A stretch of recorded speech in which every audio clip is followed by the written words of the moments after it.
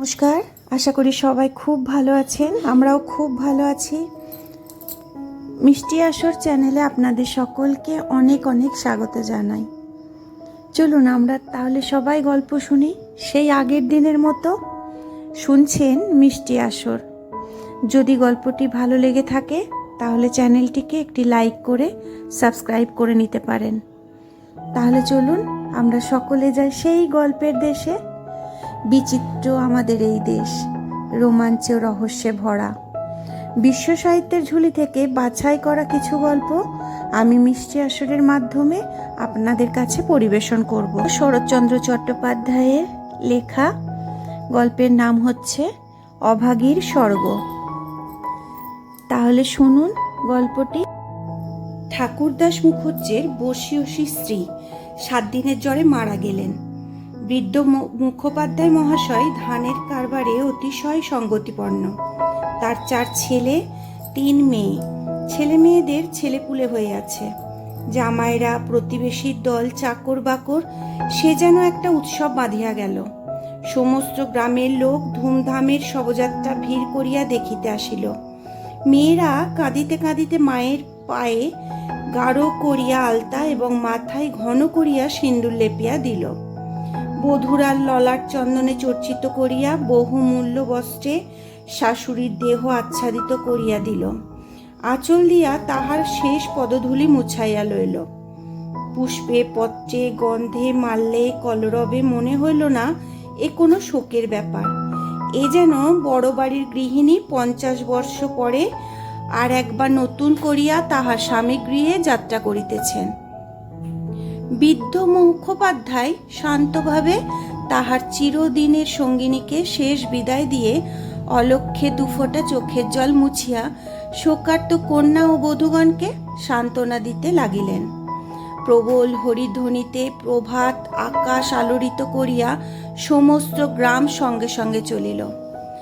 আরেকটি প্রাণী একটু দূরে থাকিয়া এই দলের সঙ্গী হইল। সে কাঙালির মা।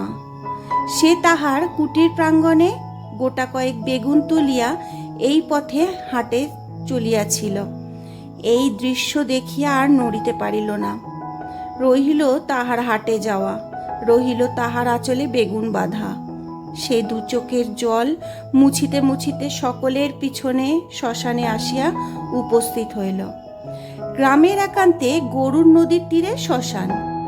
এখানে পূর্বাহ্নেই কাঠের ভার, চন্দনের টুকরা, ঘৃত, মধু, ধূপ, ধুনা প্রভৃতি উপকরণ সঞ্চিত হইয়াছিল। কাঙালির মা ছোট জাত, দুলের মেয়ে বলিয়া কাছে যাইতে সাহস পাইল না। তফাতে একটা উঁচু ঢিপির মধ্যে দাঁড়াইয়া সমস্ত অন্ত্যেষ্টিক্রিয়া প্রথম হইতে শেষ পর্যন্ত উৎসুক আগ্রহে চোখ মেলিয়া দেখিতে। প্রশস্ত ও পর্যাপ্ত চিতার পরে যখন সব স্থাপিত করা হইল, তখন তাহার রাঙা পা দুখানি দেখিয়া তাহার 2 চক্ষু জুড়াইয়া গেল। ইচ্ছা হইল ছুটিয়া গিয়া 1 বিন্দু আলতা মুছাইয়া লইয়া মাথায় দেয়। বহু কণ্ঠের হরিধ্বনির সহিত পুত্রহস্তের মন্ত্রপুত অগ্নি যখন সংযোজিত হইল, তখন তাহার চোখ দিয়া ঝরঝর করিয়া জল পড়িতে লাগিল। মনে মনে বারংবার বলিতে লাগিল, ভাগ্যবানী মা, তুমি স্বর্গে যাচ্ছ, আমাকেও আশীর্বাদ করে যাও, আমিও যেন এমনি কাঙালির হাতের আগুনটুকু পাই। ছেলের হাতের আগুন, সে তো সোজা কথা নয়। স্বামী, পুত্র, কন্যা, নাতি নাতনি, দাস দাসী, পরিজন সমস্ত সংসারে উজ্জ্বল রাখিয়া এই যে স্বর্গারোহণ দেখিয়া তাহার বুক ফুলিয়া ফুলিয়া উঠিতে লাগিল। এই সৌভাগ্যে সে যেন আর ইয়ত্তা করিতে পারিল না। সদ্য প্রজ্বলিত চিতার অজস্র ধোঁয়া নীল রঙের ছায়া ফেলিয়া ঘুরিয়া ঘুরিয়া আকাশে উঠিতেছিল। কাঙালির মা ইহারই মধ্যে ছোট একখানি রথের চেহারা যেন স্পষ্ট দেখিতে পাইল। গায়ে তাহার কত না ছবি আঁকা, চূড়ায় তাহার কত না লতাপাতা জড়ানো।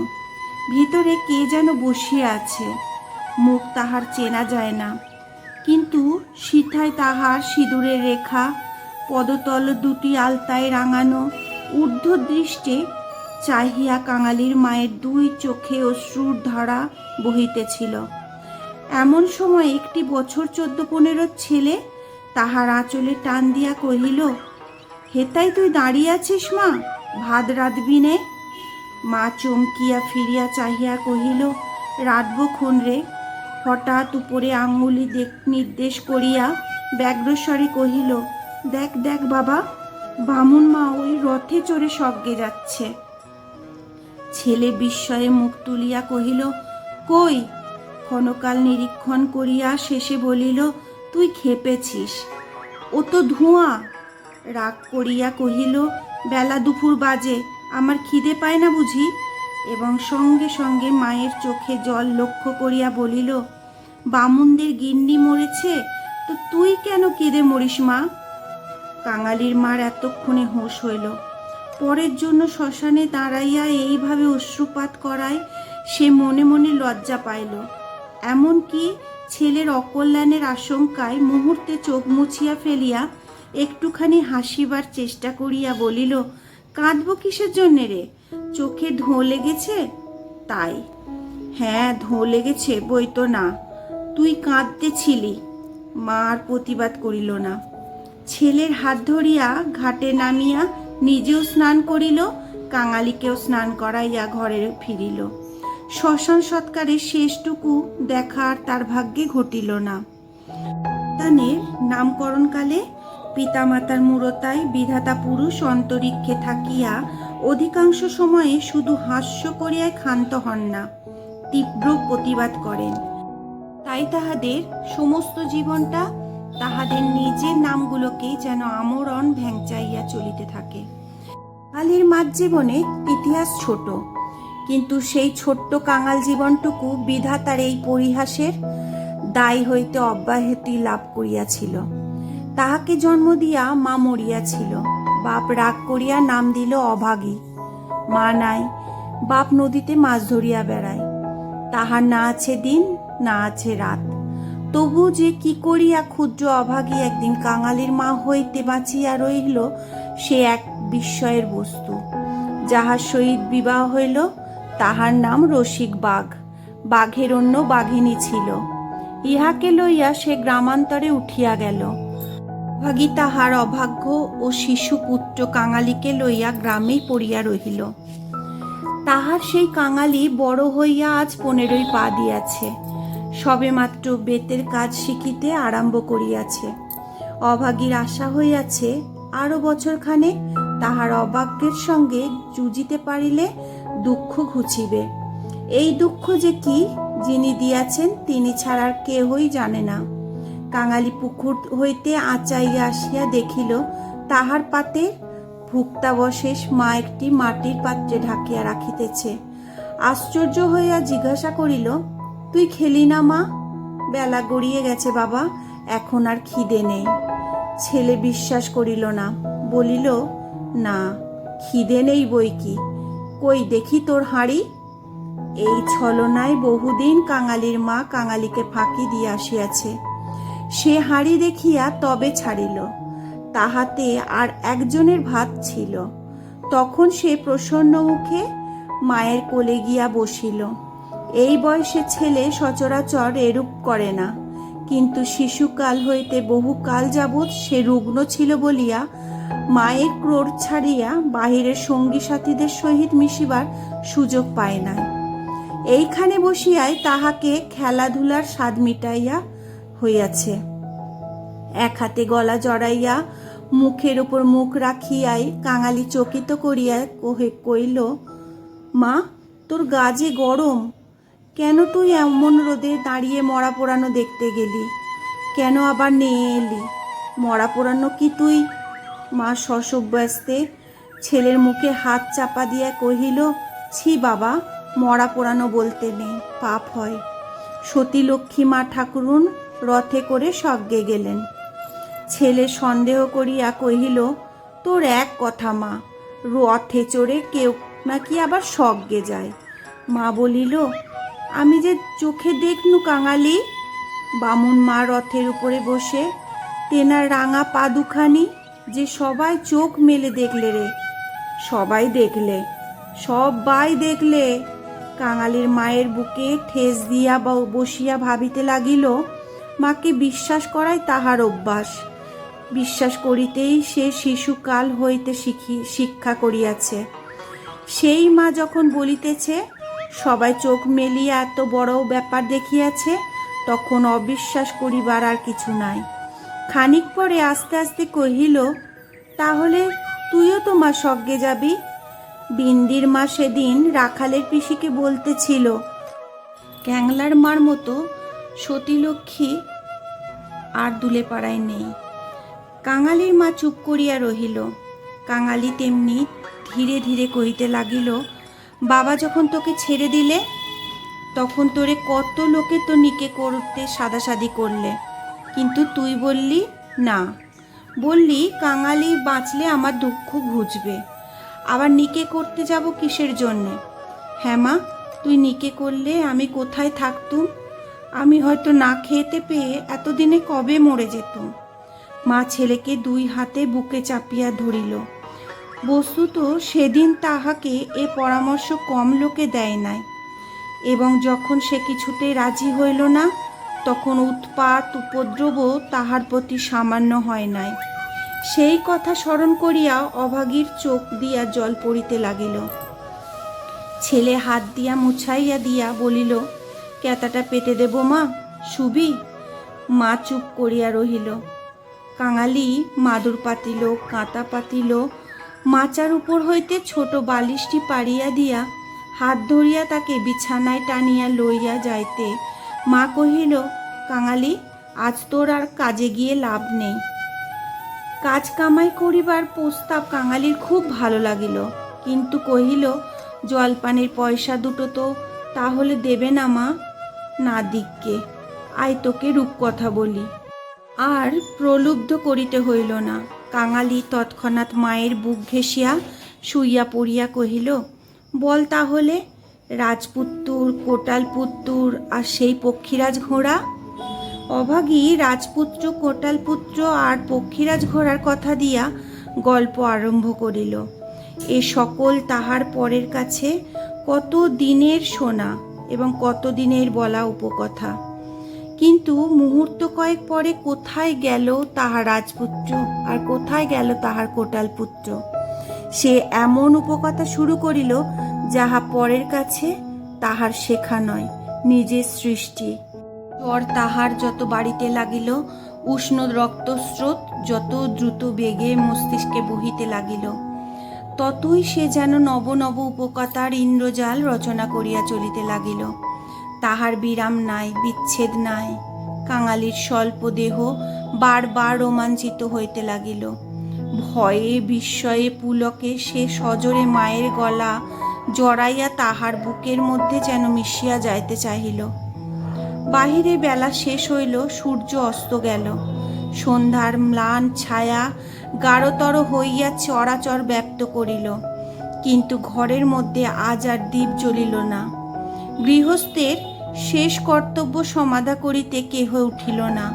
নিবিড় অন্ধকারে কেবল রুগ্ন মাতার অবাধ গুঞ্জন নিস্তব্ধ পুত্রের কর্ণে সুধা বর্ষণ করিয়া চলিতে লাগিল। সেই শ্মশান ও শ্মশান যাত্রার কাহিনী, সেই রথ, সেই রাঙা পা দুটি, সেই তার স্বর্গে যাওয়া। কেমন করিয়া শোকার্ত স্বামী শেষ পদধূলি দিয়া কাঁদিয়া বিদায় দিলেন, কি করিয়া হরিধ্বনি দিয়া ছেলেরা মাতাকে বহন করিয়া লইয়া গেল। তারপরে সন্তানের হাতের আগুন, সে আগুন তো আগুন নয় কাঙালি, সে তো হরি। তার আকাশ জোড়া ধোঁয়া তো ধোঁয়া নয় বাবা, সে তো স্বর্গের রথ। কাঙালি চরণ, বাবা আমার। কেন মা? তোর হাতের আগুন যদি পাই বাবা, বামুন মার মতো আমিও স্বর্গে যেতে পাবো। কাঙালি অস্ফুটে শুধু কহিল, যা, বলতে নেই। মা সে কথা বোধ করি শুনিতেও পাইল না। তপ্ত নিঃশ্বাস ফেলিয়া বলিতে লাগিল, ছোট জাত বলে তখন কিন্তু কেউ ঘেন্না করতে পারবে না, দুঃখী বলে কেউ ঠেকিয়ে রাখতে পারবে না। ইস, ছেলের হাতের আগুন, রথকে যে আসতেই হবে। মা কহিল, আর দেখ কাঙালি, তোর বাবাকে একবার ধরে আনবি, অমনি যেন পায়ের ধুলো মাথায় দিয়ে আমাকে বিদায় দেয়, অমনি পায়ে আলতা, মাথায় সিঁদুর দিয়ে। কিন্তু কে বা দেবে? তুই দিবি না রে কাঙালি? তুই আমার ছেলে, তুই আমার মেয়ে, তুই আমার সব। বলিতে বলিতে সে ছেলেকে একেবারে বুকে চাপিয়া ধরিল। অভাগীর জীবননাট্যের শেষ অঙ্ক পরিসমাপ্ত হইতে চলিল। বিস্তৃত বেশি নয়, সামান্যই। বোধ করি 30টা বছর আজও পার হইয়াছে কি হয় নাই। শেষ হইল তেমনি সামান্যভাবে। গ্রামে কবিরাজ ছিল না, ভিন্ন গ্রামে তাহার বাস। কাঙালি গিয়া কাঁদাকাটি করিল, হাতে পায়ে পড়িল, শেষে ঘটি বাঁধা দিয়া তাহাকে 1 টাকা প্রণামী দিল। তিনি আসিলেন না। গোটা চারেক বড়ি দিলেন। তাহার কত কি আয়োজন! ফল, মধু, আদার সত্ত্ব, তুলসী পাতা রস। কাঙালির মা ছেলের প্রতি রাগ করিয়া বলিল, কেন তুই আমাকে না বলে ঘটি বাঁধা দিতে গেলি বাবা? হাত পাতিয়া বড়ি কয়টি গ্রহণ করিয়া মাথায় ঠেকাইয়া উনানে ফেলিয়া দিয়া কহিল, ভালো হয়তো এতেই হব। বাগদিদুলের ঘরে কেউ কখনো ওষুধ খেয়ে বাঁচে না। দিন 2-3 এমনি গেল। প্রতিবেশীরা খবর পাইয়া দেখিতে আসিল। যে যাহা মুষ্টিযোগ জানিত, হরিণের শিং ঘষা জল, গেটে কড়ি পুড়াইয়া মধুতে মারিয়া চাটিয়াইয়া দেওয়া ইত্যাদি অবর্থ ঔষধের সন্ধান দিয়া যে যাহার কাজে গেল। ছেলে মানুষ কাঙালি ব্যতিব্যস্ত হইয়া উঠিতে মা তাহাকে কাছে টানিয়া লইয়া কহিল, কবরেজের বাড়িতে কিছু হলো না বাবা, আর ওদের ওষুধে কাজ হবে? আমি এমনি ভালো হব। কাঙালি কাঁদিয়া কহিল, তুই বড়ি তো খেলি না মা, উনুনে ফেলে দিলি।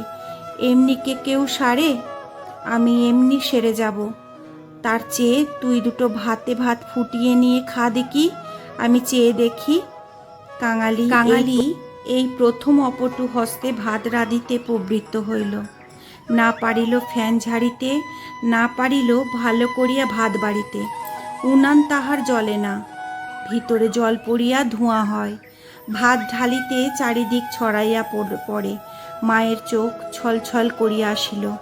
নিজে একবার উঠিবার চেষ্টা করিল, কিন্তু মাথা সোজা করিতে পারিল না। শয্যায় লুটাইয়া পড়িল। খাওয়া হইয়া গেলে ছেলেকে কাছে লইয়া কি করিতে হয় বিধিমতে উপদেশ দিতে গিয়া তাহার ক্ষীণ কণ্ঠ থামিয়া গেল।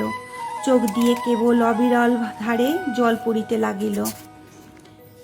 গ্রামে ঈশ্বর নাপিত নারী দেখিতে জানিত। পরদিন সকালে সে হাত দেখিয়া তাহারই সুমুখে মুখ গম্ভীর করিল, দীর্ঘ নিঃশ্বাস ফেলিল এবং শেষে মাথা নাড়িয়া উঠিয়া গেল। কাঙালির মা ইহার অর্থ বুঝিল, কিন্তু তাহার ভয়ও হইল না। সকলে চলিয়া গেলে সে ছেলেকে কহিল, এইবার একবার তাকে ডেকে আনতে পারিস বাবা? কাকে মা? ওই যে রে, ও গায়ে যে উঠে গেছে। কাঙালি বুঝিয়া কহিল, বাবাকে? অভাগী চুপ করিয়া রহিল। কাঙালি বলিল, সে আসবে কেন মা? অভাগীর নিজেরই যথেষ্ট সন্দেহ ছিল, তথাপি আস্তে আস্তে কহিল, গিয়ে বলবি মা শুধু একটু তোমার পায়ের ধুলো চায়। সে তখনই যাইতে উদ্যত হইলে সে তাহার হাতটা ধরিয়া ফেলিয়া বলিল, একটু কাঁদা কাটা করিস বাবা, বলিস মা যাচ্ছে। একটু থামিয়া কহিল, ফেরবার পথে অমনি নাপতে বৌদির কাছ থেকে একটু আলতা চেয়ে আনিস কাঙালি। আমার নাম করলেই সে দেবে। আমাকে বড় ভালোবাসে। ভালো তাহাকে অনেকেই বাসিত। জ্বর হওয়া অবধি মায়ের মুখে সে এই কয়টা জিনিসের কথা এতবার এত রকম করিয়া শুনিয়াছে যে সে সেই খান হইতে কাঁদিতে কাঁদিতে যাত্রা করিল। পরদিন রসিক দুলে সময় মতো যখন আসিয়া উপস্থিত হইল, তখন অভাগীর আর বড় জ্ঞান নাই। মুখের পরে মরণের ছায়া পড়িয়াছে। চোখের দৃষ্টি এ সংসারে কাজ সারিয়া কোথায় কোন অজানা দেশে চলিয়া গেছে। কাঙালি কাঁদিয়া কহিল, মাগো, বাবা এসেছে, পায়ের ধুলো নেবে যে। মা হয়তো বুঝিল, হয়তো বুঝিল না, হয়তো বা তাহার গভীর সঞ্চিত বাসনা সংস্কারের মতো তাহার আচ্ছন্ন চেতনায় ঘা দিল। এই মৃত্যু পথযাত্রী তাহার অবশ বাহুখানি শয্যার বাহিরে বাড়াইয়া হাত পাতিল। রসিক হত বুদ্ধির মতো দাঁড়াইয়া রহিল। পৃথিবীতে তাহারও পায়ের দুলার প্রয়োজন আছে? ইহাও কেউ নাকি চাহিতে পারে, তাহা তাহার কল্পনার অতীত। বিন্দির পিসি দাঁড়াইয়াছিল, সে কহিল, দাও বাবা দাও, একটু পায়ের ধুলা। রসিক অগ্রসর হইয়া আসিল। জীবনে যে স্ত্রীকে সে ভালোবাসা দেয় নাই, অসন বসন দেয় নাই, কোনো খোঁজ খবর করে নাই, মরণকালে তাহাকে সে শুধু একটু পায়ের ধুলা দিতে গিয়ে কাঁদিয়া ফেলিল। রাখালের মা বলিল, এমন সতীলক্ষ্মী বামুন কাইতের ঘরে না জন্মে, এ আমাদের দুলের ঘরে জন্মালো কেন? এইবার ওর একটু গতি করে দাও বাবা। ক্যাংলার হাতের আগুনের লোভে ও যেন প্রাণটা দিলে। অভাগীর অভাগ্যের দেবতা অগোচরে বসিয়া কি ভাবিলেন জানি না, কিন্তু ছেলে মানুষ কাঙালির বুকে গিয়া এই কথা যেন তীরের মতো বিধিল। সেদিন দিনের বেলাটা কাটিল, প্রথম রাত্রিটাও কাটিল, কিন্তু প্রভাতের জন্য কাঙালির মা আর অপেক্ষা করিতে পারিল না। কি জানি এত ছোট জাতের জন্য স্বর্গের রথের ব্যবস্থা আছে কিনা, কিংবা অন্ধকারে পায়ে হাঁটিয়ায় তাদের রওনা হইতে হয়। কিন্তু এটা বোঝা গেল, রাত্রি শেষ না হইতেই এ দুনিয়া সে ত্যাগ করিয়া গেছে। কুটির প্রাঙ্গণে একটা বেলগাছ, একটা কুড়ুল চাহিয়া আনিয়া রসিক তাহাতে ঘা দিয়াছে কি দেয় নাই। জমিদারের দারোয়ান কোথা হইতে ছুটিয়া আসিয়া তাহার গালে সশব্দে একটা চর কষাইয়া দিল। কুড়ুল কাড়িয়া লইয়া কহিল, শালা, এ কি তোর বাপের গাছ আছে যে কাটতে লেগেছিস? রসিক গালে হাত বুলাইতে লাগিল। কাঙালি কাঁদো কাঁদো হইয়া বলিল, বাহ, এ যে আমার মায়ের হাতে পোতা গাছ। দারোয়ানজি, বাবাকে খামোকা তুমি মারলে কেন? হিন্দুস্তানি দারোয়ান তাহাকেও একটা অশ্রাব্য গালি দিয়া মারিতে গেল, কিন্তু সে নাকি তার জননীর মৃতদেহ স্পর্শ করিয়া বসিয়াছিল, তাই অশৌচের ভয়ে তাহার গায়ে হাত দিল না। হাঁকাহাঁকিতে একটা ভিড় জমিয়া উঠিল। কেহই অস্বীকার করিল না যে বিনা অনুমতিতে রসিকের গাছ কাটিতে যাওয়াটা ভালো হয় নাই। তাহারাই আবার দারোয়ানজির হাতে পায়ে পড়িতে লাগিল। তিনি অনুগ্রহ করিয়া যেন একটা হুকুম দেন, কারণ অসুখের সময় যে কেহ দেখিতে আসিয়াছে কাঙালির মা তাহারই হাতে ধরিয়া তাহার শেষ অভিলাষ ব্যক্ত করিয়া গেছে। দারোয়ান ভুলিবার পাত্র নহে। সে হাত মুখ নাড়াইয়া জানাইল, এ সকল চালাকি তাহার কাছে খাটিবে না। জমিদার স্থানীয় লোক নহেন, গ্রামে তাহার একটা কাছারি আছে, গোমস্তা অধর রায় তাহার কর্তা। লোকগুলো যখন হিন্দুস্তানিটার কাছে ব্যর্থ অনুনয় বিনয় করিতে লাগিল, কাঙালি ঊর্ধ্বশ্বাসে দৌড়িয়া একেবারে কাছারি বাড়িতে আসিয়া উপস্থিত হইল। এ লোকের মুখে শুনিয়াছিল পিয়াদারা ঘুষ লয়। তাহার নিশ্চয়ই বিশ্বাস হইল, অত বড় অসঙ্গত অত্যাচারের কথা যদি কর্তার গোচর করিতে পারে, তো ইহার প্রতিবিধান না হইয়াই পারে না। হায় রে অনভিজ্ঞ! বাংলাদেশের জমিদার ও তাহার কর্মচারীকে সে চিনিত না। সদ্য মাতৃহীন বালক শোকে ও উত্তেজনায় উদ্ভ্রান্ত হইয়া একেবারে উপরে উঠিয়া আসিয়াছিল। অধর রায় সেই মাত্র সন্ধ্যাহ্নিক ও যৎসামান্য জলযোগান্তে বাহিরে আসিয়াছিলেন। বিস্মিত ও ক্রুদ্ধ হইয়া কহিলেন, কে রে? আমি কাঙালি। দারোয়ানজি আমার বাবাকে মেরেছে। বেশ করেছে, হারামজাদা খাজনা দেয়নি বুঝি? কাঙালি কহিল, না বাবু মশাই, বাবা গাছ কাটিতেছিল, আমার মা মরেছে। বলিতে বলিতে সে কান্না আর চাপিতে পারিল না। সকালবেলা এই কান্নাকাটিতে অধর অত্যন্ত বিরক্ত হইলেন। ছোড়াটা মরা ছুঁইয়া আসিয়াছে, কি জানি এখানকার কিছু ছুঁইয়া ফেলিল নাকি। ধমক দিয়া বলিলেন, মা মরেছে তো যা নিচে নেমে দাঁড়া। ওরে, কে কোথায় আছিস রে? এখানে একটু গোবর জল ছড়িয়ে দে। কি জাতের ছেলে তুই? কাঙালি সবয়ে প্রাঙ্গণে নামিয়া দাঁড়াইয়া কহিল, আমি দুলে। অধর কহিলেন, দুলে? দুলের মরার কাঠ কি হবে শুনি? কাঙালি বলিল, মা যে আমাকে আগুন দিতে বলে গেছে। তুমি জিজ্ঞেস করো না বাবু মশাই, মা যে সবাইকে বলে গেছে, সকলে শুনেছে যে। মায়ের কথা বলতে গিয়ে তাহার অনুক্ষণের সমস্ত অনুরোধ উপরোধ মুহূর্তে স্মরণ হইয়া কণ্ঠ যেন তাহার কান্নায় ফাটিয়া পড়িতে চাহিল। অধর বলিলেন, মাকে পোড়াবি তো গাছের দাম 5 টাকা আনগে, পারবি? কাঙালি জানিত তাহা অসম্ভব। তাহার উত্তরীয় কিনিবার মূল্যস্বরূপ তাহার ভাত খাইবার পিতলের কাশিটি বিন্দির পিসি একটি টাকায় বাঁধা দিতে গিয়াছে, সে চোখে দেখিয়া আসিয়াছে। সে ঘাড় নাড়িল, বলিল না। অধর মুখখানি অত্যন্ত বিকৃত করিয়া কহিলেন, না তো মাকে নিয়ে গিয়ে নদীর চড়ায় পুঁতে ফেলগে যা। কার বাবার গাছে তোর বাপ কুড়ুল ঠেকাতে যায়? পাজি হতবাগা নচ্ছার।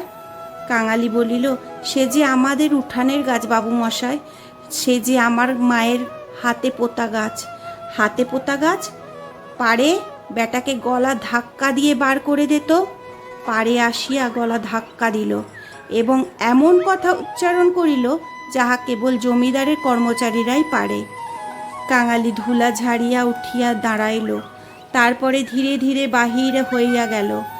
কেন সে যে মার খাইল, কি তাহার অপরাধ, ছেলেটা ভাবিয়াই পাইল না। গোমস্তার নির্বিকার চিত্তে দাগ পর্যন্ত পড়িল না। পড়িলে এ চাকরি তাহার জুটিত না। কহিলেন, পরেশ দেখতো হে, এ বেটার খাজনা বাকি পড়েছে কি না। থাকে তো জাল টাল কিছু একটা কেড়ে এনে রেখে দে, হারামজাদা পালাতে পারে। মুখুজ্জে বাড়িতে শ্রাদ্ধের দিন, মাঝে কেবল একটি দিন মাত্র বাকি।